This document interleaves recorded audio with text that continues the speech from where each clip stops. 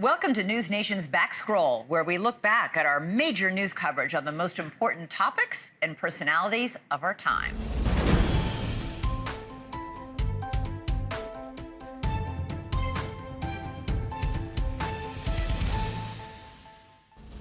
Shortly after the death of Pope Francis, we reported on the prospect that a new pope might just let a few rays of sunshine into that vast and heavily guarded treasure trove, and maybe let a few secrets out, specifically what the Vatican knows about extraterrestrial visitors and how the Vatican knows it.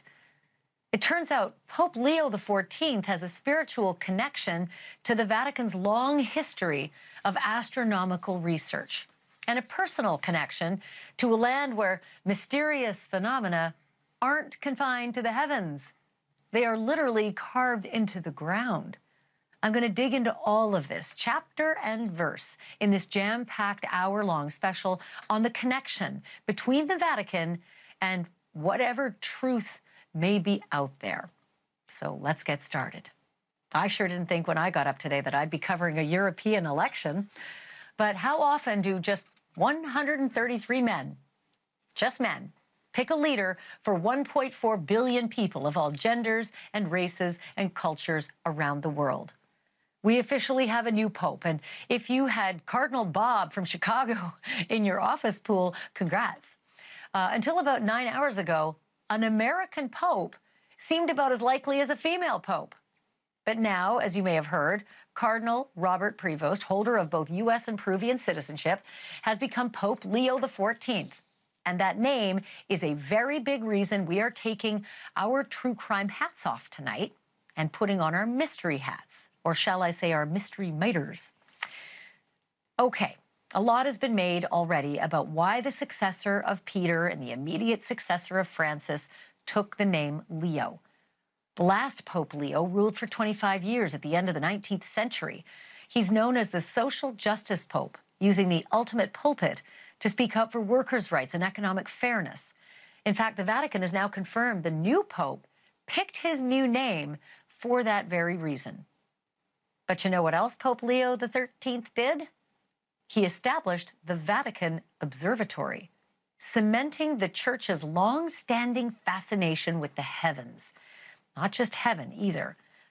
Even now, the Vatican operates a state-of-the-art telescope system on the outskirts of Rome and Mount Graham in Arizona.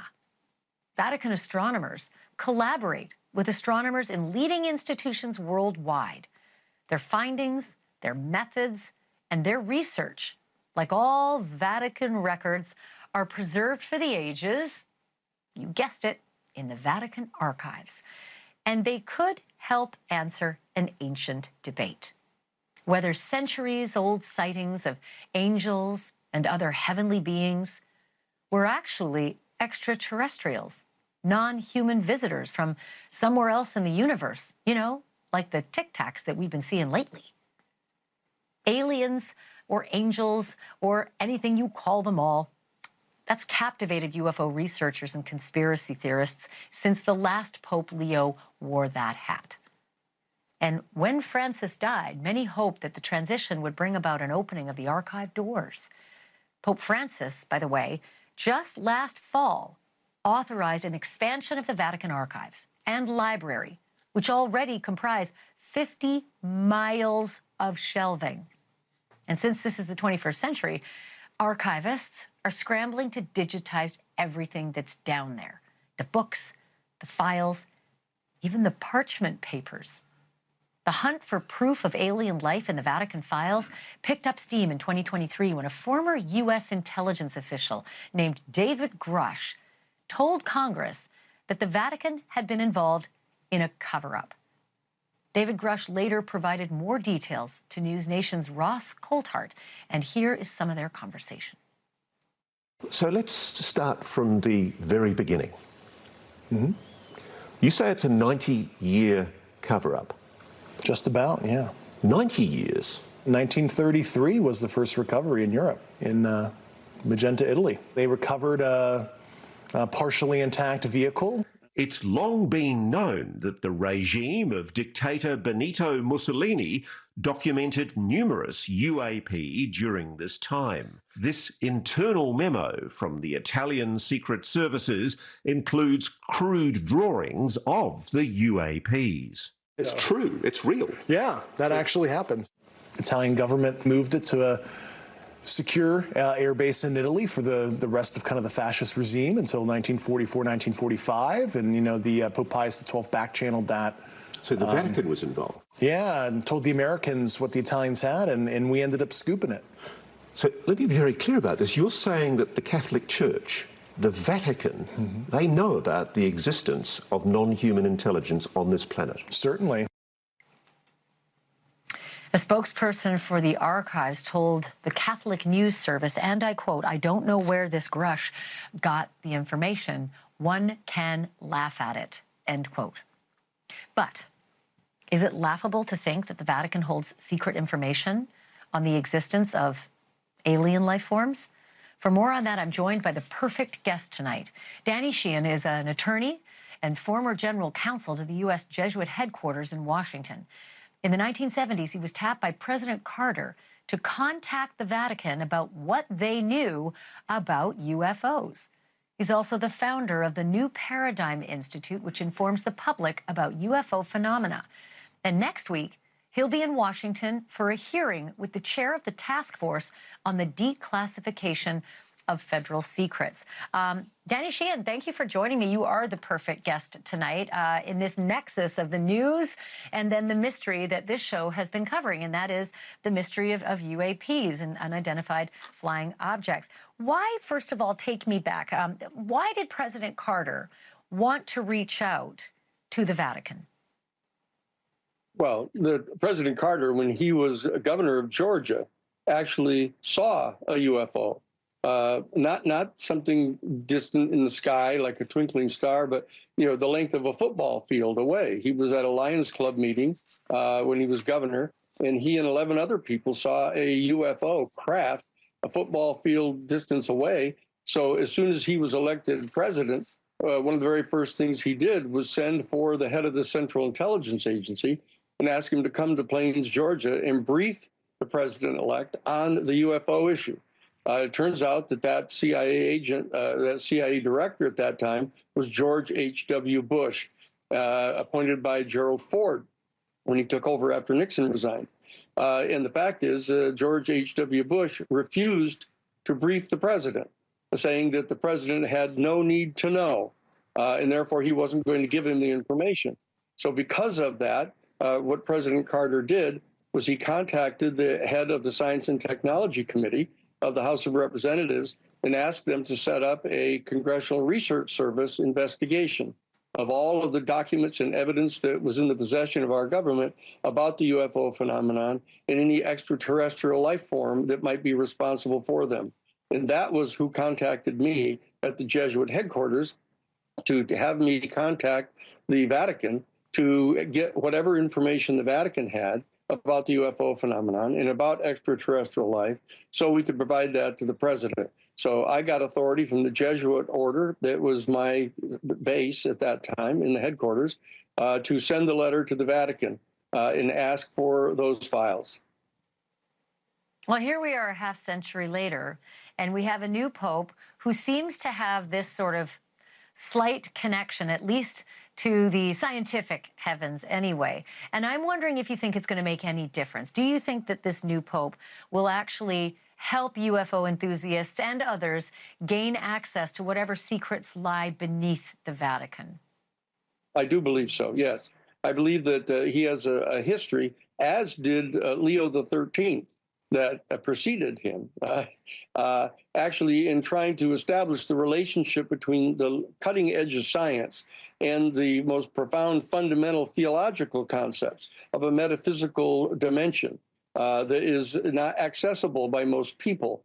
That's the key to this man. He is a person who wants to bring together science and theology to be able to bring the Catholic Church into the 21st century so we can begin to adjust the institutions of our planet to cope with the reality that there's an extraterrestrial non-human civilization that surrounds us, and the fact that they've been coming and going from our planet at least since the detonation of the first nuclear explosion in 1945. So I think that he is going to be the disclosure pope. In the same way that we are going to have a disclosure of what the American government knows about this in the next handful of years. Boy, you got me there. That's something that a lot of people have, obviously journalists, but a lot of people have been waiting for, and I hope you're right. But I do have this question. Should the Vatican be concerned about any kinds of revelations or truth about aliens? Doesn't it contradict the teachings of the Church if there are really aliens out there? Well, what it does is it's different than the earliest first and second century theology that was developed by the Church at a point in time when 99.9% of all the people on the planet were completely illiterate and didn't travel more than 50 miles from the place where they were born. So that the formulation of these esoteric insights that the Church has about the nature of human consciousness, our capabilities to engage in telepathic communication, the communion of the saints, if you will, life everlasting, which has to do with potential reincarnation, the ability to levitate, for example, like some monks in the Catholic monasteries are capable of doing, like Jesus walked on water, the ability to transmute matter from, for example, water into wine. These are capabilities that deal with the kind of deepest scientific secrets about the relationship of human consciousness and the subatomic nature of reality. This is what's in the process of coming forward, and that's why many of the institutions of power on the planet right now are so reluctant to open up that box. But the Church has a fundamental responsibility to be the ushers in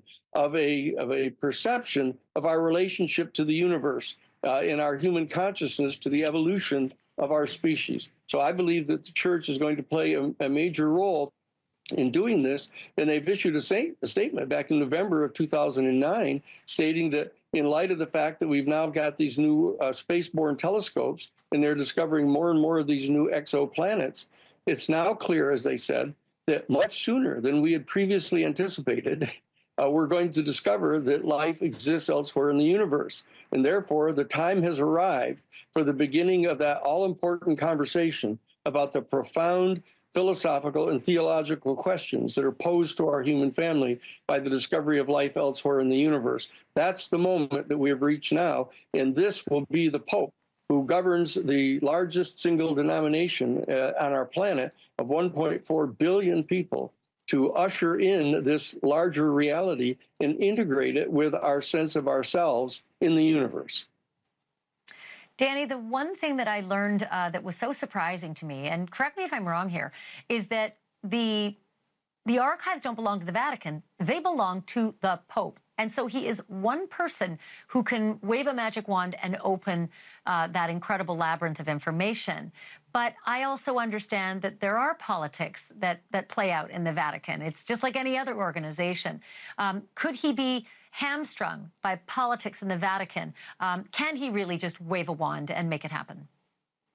Well, we'll see. This really has to do with the kind of disposition of power that's within the College of Cardinals and within the Vatican structures themselves. Just like any president coming into office and discovering that there are different agencies and different protocols that are operational that the chief executive has to respect in order to get anything done, that Pope Leo XIV is going to discover that he has to navigate the power structures. He's going to have to become intimately familiar with them, but he has spent some substantial amount of time in the Vatican. He's quite familiar with some of those power dynamics, and I believe that he's going to try to lead the entire human family, not just the 1.4 billion Catholics, but the entire human family into a better understanding of our place in the universe and the relationship that our human species is going to play in relationship to the entire non-human civilization that surrounds us outside of our solar system. This is an extraordinary period of history that we're living through. The people that are listening to this program are going to be alive when this disclosure is made, not only by the United States government, but by the Vatican and by the leaders of the Jewish faith and the Hebrew, the Hindu faith, the Buddhist faith. All of the leaders of these major denominations on our planet know that our human family has much greater capabilities than we've been allowed to know about, and they know a lot more about the existence of this extraterrestrial civilization than they have yet publicly revealed. This is what's getting ready to happen in the next 5 to 6 years. You know, David Grush, as the whistleblower testifying before Congress, talked about a cover-up, that the U.S. government has been involved in a decades-long cover-up. The exact language was akin to, it's an alien aircraft, crashed aircraft recovery program that collects, stores, and re-engineers what they find, and that they are non-human dead pilots.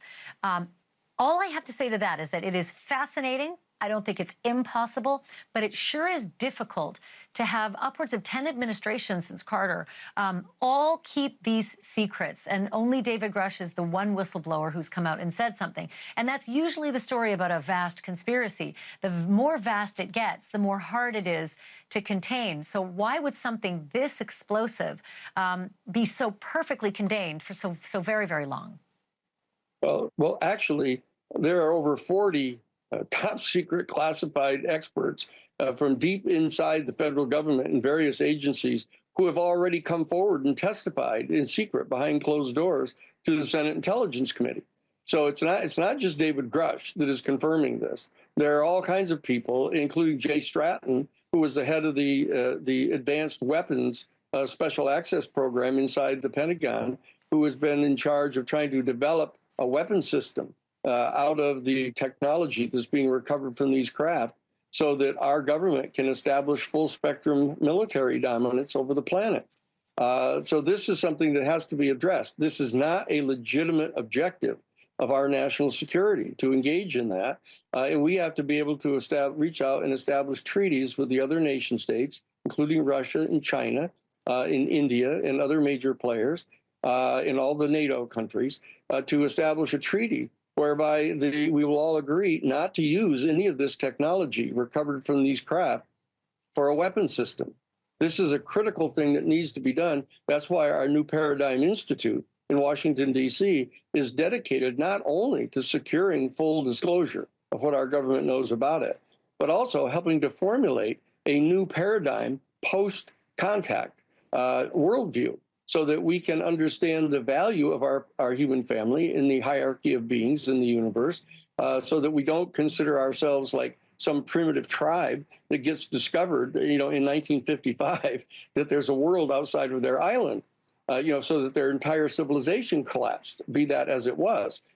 We have to start taking concrete steps to move step by step to adjust our major institutions, our geopolitical institutions, our economic institutions, our religious institutions, to accommodate this new information that is going to be made available, so that we can not only respect the other civilization, but we can be respected by them, so that we can, in fact, engage in a mutually respectful and mutually beneficial relationship between our two cultures.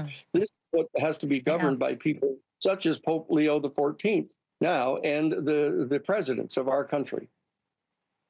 Well, let's hope that he will be the Pope of disclosure, or the disclosure Pope, as you put it, and we'll definitely have to have you back the minute we start hearing more from him. Thank you so much, Danny Sheehan. It's been good to talk to you. I appreciate this. I appreciate it, Ashley. Thank you so much. Anytime. A while back, NewsNation reported a claim from a Pentagon whistleblower that back during World War II, Pope Pius XII tipped off the U.S. government about the recovery of a partially intact UFO that Benito Mussolini's Italian government had discovered. So will the new Pope open the vault and share the secrets below the Vatican? I'm joined now by the host of UFO Witness on Discovery Plus, Ben Hansen. Ben, it is so crazy to think that there is a nexus between the Vatican and UFOs, but that's something that was actually discussed in testimony before Congress. Yeah, it sounds like it's like straight out of a Dan Brown novel, Da Vinci Code stuff. Yeah.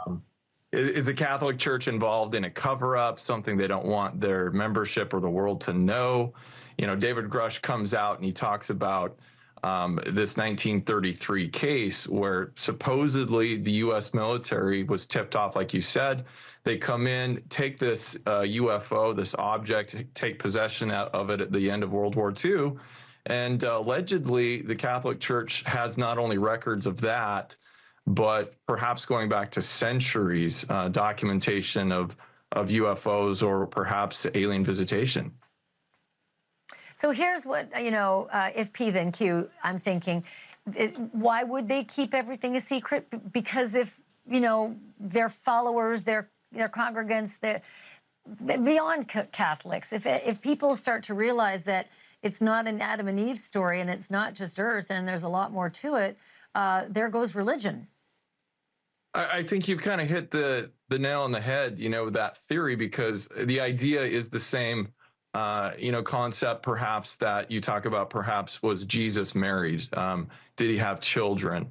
The canonical, doctrine of many religions is very kind of set in stone. And so to go back and kind of rewrite history and to say, okay, well, perhaps not only we're not the only ones in the universe, but what if they don't look like us, right? You have, scriptural reference to making God in man's image. So what if they don't really look like us? Would that mean that people lose their faith? Would that mean that they're going to kind of panic and give up on religion? And what about the authority of religion and membership? So all those questions is kind of what the theory is as to why perhaps they believe that either people are not ready for this or that they should indefinitely keep it covered up.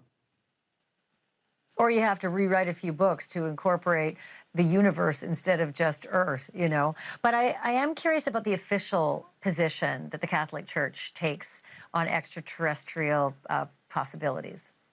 Well, it kind of depends on who you talk to, right? So the keeper of the records or the secretary to the prefect of the archives has come out and said that they absolutely they don't know where Grush got this idea. They said they don't have any documentation of extraterrestrial life, and they're dissuading researchers from asking anymore. So there's kind of like a process, sort of like filing a Freedom of Information Act. You can petition the Vatican, see what they say. Will you let us into your archives? And they're saying, stop looking for it. We don't have any of that here. Now, I personally do know of people who have had access to archives. And I do know, according to them, that the Catholic Church has kept records of things such as demonic possession for centuries, very detailed records. But as to the UFO subject, that's more of a mystery. Like you had mentioned in the beginning, 50 miles of shelving, they probably don't even know what they have in there. And I highly doubt it's digitized. That's my assumption. Yeah, I highly doubt it. Yeah, looking at the books, they're almost falling apart. I only have like 30 seconds left, but is there any hope that the new pontiff might be a little more transparent, might open up the archives and let people take a look-see? Well, I would just say that if you look at what happened under Pope Francis, they did revise the guidelines as to what is considered a miracle, how to investigate or accept something as supernatural. And so the new Pope probably will follow those same guidelines. It makes you kind of wonder, why now, right? Is there something about now that they think might be coming down the road as to why they have to stay ahead of it and kind of have a standard whereby they decide if something's authentic or not? So we'll see. David, thanks for being with us. First of all, I'm curious what you make of the Vatican not commenting on this now, because in our research, we found that in the past, they have talked about the possibility of UAPs, said something like, everybody's God's children sort of thing. But this time, they really seem to be backing off on making any kind of statement. What do you make of it? Yeah, Brian, it's good to be on your show. I'm not surprised that the Vatican doesn't want to comment on this. This is a can of worms that isn't something they want to talk about. You can kind of understand that too, that it's when you're talking about religion and churches and all those kind of things, the idea of discussing extraterrestrial life is something they would probably rather not do. There is reporting that the head of the Vatican observatory, which is interesting, we got into this last night. I don't think a lot of people realize that they do have these observatories and are interested in studying space. His name is Jesuit Brother Guy Consolmagno, says that Catholic intellectual tradition would have no problem with the idea of intelligent life. He said that in the past. Again, like, why keep it a secret? I mean, do you think that people really wouldn't be able to sort of mend the two together? Yeah, I think it is a problem that just people's religious beliefs, what they think is, their salvation, and how extraterrestrials would fit into that. I mean, the Catholic Church has said, that they have no problems with life on other planets, that God is, great and can create life on all kinds of planets and not just on Earth. So, the Catholics have said, yeah, we have no problem with extraterrestrial life. But for them to come and say that, yeah, we've got information on a crashed UFO and, UFOs, extraterrestrials and things like that, it's just not a statement they're going to make. The American military is not going to make a statement about that either. And they probably know a lot more about UFOs and extraterrestrials than the Vatican does. Are there other religions, I'm curious, David, that you know of in all the research that you've done that are more open to the idea?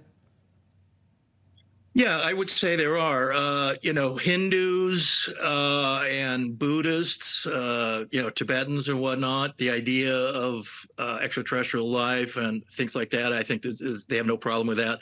And UFOs, particularly in Hindu and Buddhist tradition, they have UFOs. UFOs have been flying around for thousands of years, according to them. They call them vimanas. They have whole texts about it. And so that's the other thing, say, with the Vatican, too, is that UFO sightings have been going on for thousands of years. In the Middle Ages in Italy, too, there were many UFO reports, and even painters painted flying saucers into their paintings and things like that. And, the Vatican would probably have some of those paintings in their, vast archives and stuff like that have UFOs in them. So the idea that, UFOs have been around there and that the Vatican, the Catholic Church, the Hindus, the Buddhists, Mormons as well believe in extraterrestrial life. And they are also a religion that wouldn't have any problems with that. I think a lot of, modern day religions don't have a problem with life on other planets. And the idea that we're not alone in the universe is, a pretty standard idea now. Yeah. But it's still not something I think that major religions, and particularly the Catholic Church, wants to address. Back to David Grush's claims that the Pope in the 1930s alerted America about a crashed craft that Italy had in their possession. Can you talk to us a little bit about that time frame? I mean, does it surprise you that that he's making this allegation? I mean, does that fit in with diplomatic relations between America and Italy and the Vatican during that time? Yeah, I had not ever heard of this story before. This, to me, is completely new. I've read all kinds of UFO books, and I'd never heard of this one. Any UFO reports that are before World War II are particularly interesting, and this is one of those. When you go back to the 20s and 30s with the inventor Nikola Tesla, he constantly talked about electric spacecraft, death rays, ray guns, and things like that. We were watching Buck Rogers and Flash Gordon, those kind of things. They're electric spacecraft that are running around. They're not rockets, they're not jets. They're like UFOs. So in the 20s and 30s, the idea that flying saucers and things like that existed, spacecraft, extraterrestrials, that was already a popular idea. Yeah, it's interesting how you can trace all that. During World War II. Sorry, it's interesting though. I was just thinking how you're saying, you can trace it all the way back to these times, with the Buddhists and the Hindus Just fascinating. We're out of time. David Childress, though, thank you so much for coming on. I want to bring in Ross Coulthart now. He's the investigative journalist whose NewsNation interview with whistleblower David Grush was the impetus for the congressional hearing. Ross, thanks for being with us as always. First of all, what do you make of the fact that we've been trying, that Susie's been trying to get a comment from the Vatican, and it seems like they're just flat out not going to comment? It's a very difficult situation. Firstly, good evening, Brian, of course, but I'd say it's a very difficult situation for the Vatican, because if Mr. Grush is telling the truth, and I'm told he is, it's a difficult thing for the Vatican to admit without the US concurring. Just to respond to one question you were saying earlier, raising earlier, I'm told the Vatican does have a very efficient intelligence service, and it's long collaborated with intelligence services like the CIA, providing useful intelligence. And especially in the wake of the Second World War, there was a great collaboration between the Vatican and the CIA's anti-communist efforts in Italy. So, yeah, I mean, there's a long history, frankly, of backdoor communications. Even though there was no diplomatic relations until '84, there's absolutely no doubt that people from US intelligence, very senior people indeed, were in the Vatican and indeed in Italy extensively at the end of World War II. And the Vatican has clearly kept secrets before, Ross. I mean, Susie mentioned that they're now opening up the documents. There's going to be a lot to go through. But, I mean, who's to say some of those documents didn't get pulled out? Well, it's funny, I've talked to a friend of mine, Professor Diana Walsh-Pasulka, who wrote a great book called American Cosmic, and she was one of the few academics who's been given privileged access to the secret Vatican archives. And the way she describes it, it's quite extraordinary getting access. See, there's a whole process you have to go through to become sufficiently credentialed to be able to gain access. And even then, obviously, it's, as you say, it's at the discretion of the people who run the archive what you get to see. There are, just to give you an idea of the scale, the archive runs underground under the Vatican, and Diana's written that there are 53 miles of shelving. That's how much they have in the Vatican archive. Wow, that is hard to even think about someone having time to go through all that, especially again if the historians were going in looking for other archives related to World War II, they may have not even been looking for this stuff. Maybe that'll change now. You know, since we've started covering this, science and religion, UFOs and religion, I mean, it's a tough topic for some folks who have a strong faith to go there. Look, 390 years ago, it was the Vatican that tried Galileo as a heretic for arguing that the Earth wasn't at the center of the universe. And in nearly 400 years, I have to say, the Vatican has actually shown quite creditable openness to science. And in fact, they've held two conferences on the possibility of extraterrestrial life, one in 2005 and another in 2009. And back in 2009, Father Reverend Joseph Gabriel Funes, who was the head then of the Vatican Observatory, he actually said that believing that the universe may host aliens, even intelligent ones, does not contradict a faith in God. We are all God's children. How can we rule out that life may have developed elsewhere, he said. Just as there is a multitude of creatures on Earth, there could be other beings, even intelligent ones created by God. This does not contradict our faith because we cannot put limits on God's creative freedom. And everything I've read about the Vatican suggests that a lot of the work they're doing at the moment is trying to demonstrate that there is no incompatibility between religious beliefs and good science. And in fact, they've also held a conference on evolution, the theory of evolution, and actually excluded the proponents of creative design. But there are factions in the Vatican that push the idea that there is a creative design and that evolution theory is wrong. But I would have to say the Vatican's shown an enormous open-minded to science. And I just wonder, I can only speculate, whether it's driven by information that it does possess, as Mr. Grush suggests. Yeah, and it's interesting you bring up that 2009 to 2007 time period there, because I was looking today to see what the Vatican has said in the past about this issue, and they really haven't said much since then. There was a Jesuit father, Jose Funes, who said at the time that alien life could be actually extraterrestrial brothers and part of God's creation, which is interesting they're sort of combining it and not denying the existence that perhaps there is extraterrestrial life. I got to ask you this, though, Ross. We're talking about the Vatican tonight. We talked about Russia over the weekend and George Knapp's letter saying that Russia has this UFO program. We've talked about Italy having a program. Do you think there's going to be more information coming out of these other places besides America? What are you hearing from your sources in other countries? Oh boy, that's a very good question, Brian. I don't know if it's going to be in the short term, but I do know that countries like France and the UK, and there's also a possibility that I think eventually Russia might be more forthcoming about what it knows. During the course of the research of my book, I spoke to people in Russia, people from the former Soviet military who'd witnessed incidents during the Cold War. And there was probably the largest ever UFO UAP study that's ever been done was done by the Soviets during the Cold War.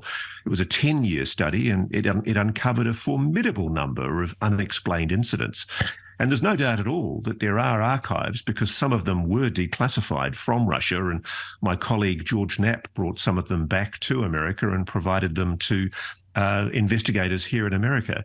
But the simple fact is that I think it's going to take a long while for those to come out. I think most of the other countries in the world that have this information, and I've spoken to people who told me that they do have it, are waiting for the lead from America. Yeah, I think that makes sense. What's going to drive this is for the next few months, I think, is the White House. So we have been digging into so many of the allegations that David Grush has made, and we had to dig into this too. We had to look into it. It's a wild allegation. Again, I get it. Catholic Church and UFOs.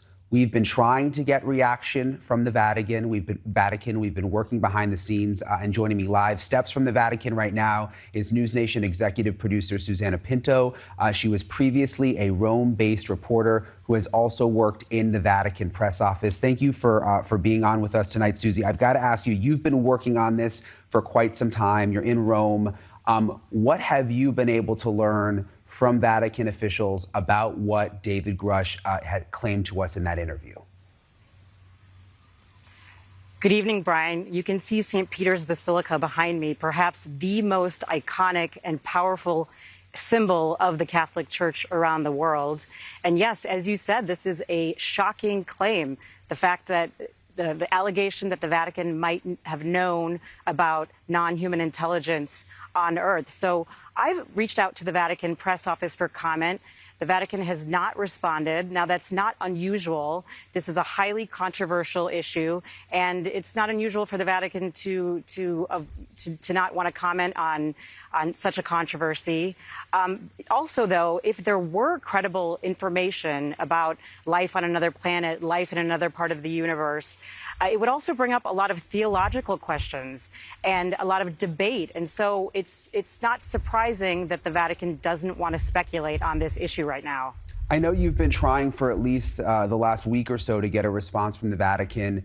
Do you expect that something will come out eventually, or are they just saying, like, no comment, we are never going to talk about this? Well, look, we do know that the archives pertaining to Pope Pius XII's pontificate have been open to scholars and historians.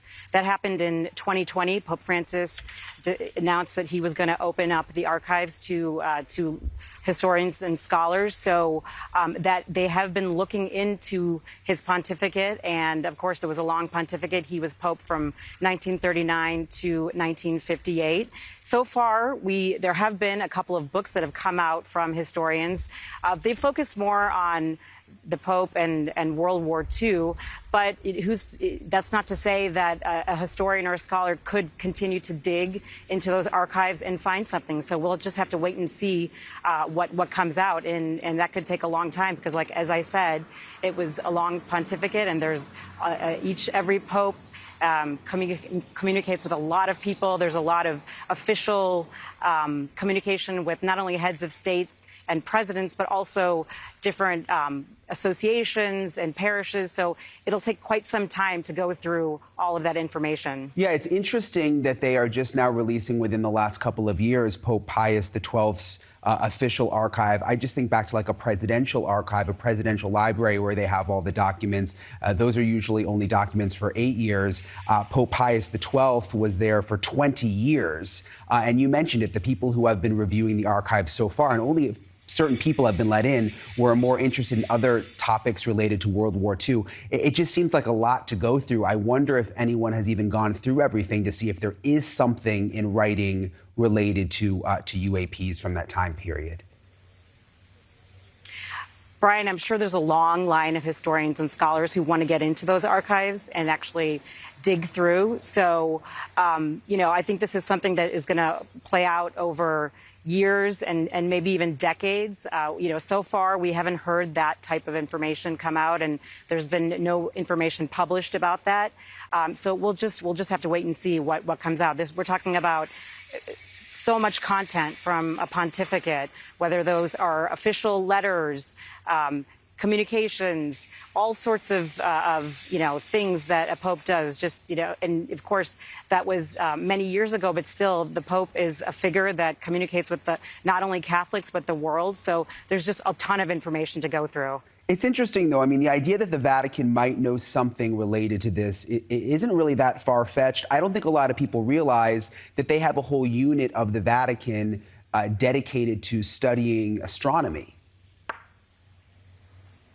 That's right. The Vatican has a Vatican observatory that dates back to the 16th century. So for the last 400 years, that observatory has been dedicated to studying astronomy, astrophysics, and really just the origins of the universe.